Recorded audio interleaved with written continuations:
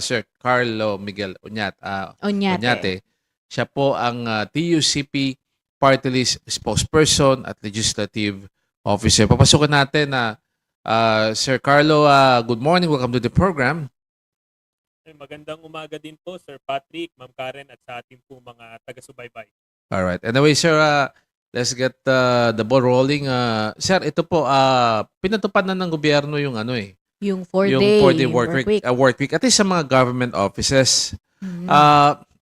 I don't know kung yung sa private sector, kung susunod tayo, depende siguro Correct. sa mangyayari sa mga susunod na linggo, no? Hindi naman siya mandatory pero parang Pwede na, no? ini-encourage. O kaya lang alam ko partner, merong stand ang TUCP, ang Trade Union Congress of the Philippines tungkol diyan sa Okay. 4-day work week na 'yan, What's lalo their- na para oh. sa benepisyo ng ating mga manggagawa. So ano po ang opinion po ng TUCP, Sir Miguel, dito po?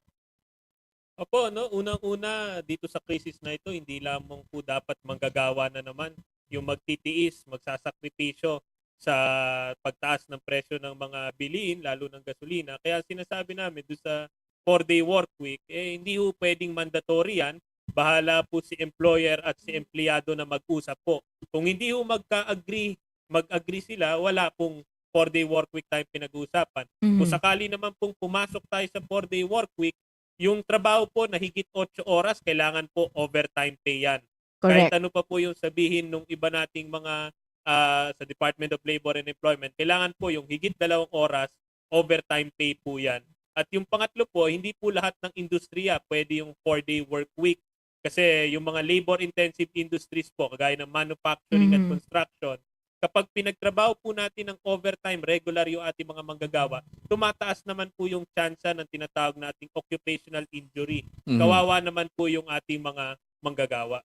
Opo, so hindi pala parang sa unang tingin, no, Sir Miguel, maganda yan, pero kayo po sa TUCP hindi pala kayo agree diyan. Pinapaalala lamang po namin na hindi siya quick fix na one size fits all, na as if ito yung ating magic solution dito sa gera sa Middle East, no? Mhm. Ayaw din nating gamitin ito na ito yung parang pangtakip doon sa mga kinakailangan dapat gawin, lalo ng pamahalaan, para maibsan yung paghihirap ng ating mga manggagawa.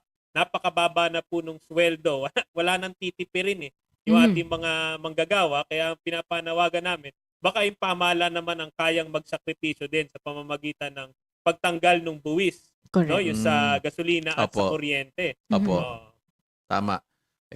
Sir, magtataas nga daw ang kuryente. Yung gasolina nagtaas sa kakurudo, no? Mhm. Anyway, sir, ano po ba ang may papayo nyo sa ating mga manggagawa ngayon na talaga naman pong pumapasan nito pong mga pangyayaring ito, Sir Carlo? Opo, no, yung mga manggagawa natin, banggitin ko rin yung nasa transport sector. Sila Mhm. yung nalong pinakatinatamaan. Pinag-usapan natin minimum wage, yung ating mga tsuper, yung ating mga tricycle driver, below minimum na po yung Correct. kanilang take-home pay, dahil wala pa ring subsidy hanggang ngayon Yung Mhm. sinabing certify as urgent na excise tax suspension, pinag-aaralan pa rin hanggang March 18 na lang yung Kongreso. So talagang race against time po ito. Sa ating mga manggagawa naman, pinagsasabihan din na magtipid ng hindi mo naman matitipid yung sa pamasahe. Hindi mo naman pwede sabihin na wag na lang siya sumakay ng jeep, maglakad na lang siya o magbisikleta, no? So, ang panawagan din namin sa ating mga manggagawa rin ay habang humahanap din tayo ng diskarte, patuloy yung ating panawagan. Lalo pag-aralan na muli yung pagtataas ng sweldo. O Sweldo. kung hindi maitaas kaagad, kahit emergency cost of living allowance in the meantime. Mhm. Kaya naman po yung binigay yan noon, 20 years ago, na nagkaroon din ng crisis. Dapat ngayon din po, mabigyan din yung ating mga manggagawa. Alright. Anyway, Sir Carlo Miguel Oñate, sir, thank you very much, sir. Kami po napagbigyan nyo. Mabuhay po kayo. Maraming salamat din po. Thank you. Alright. Okay.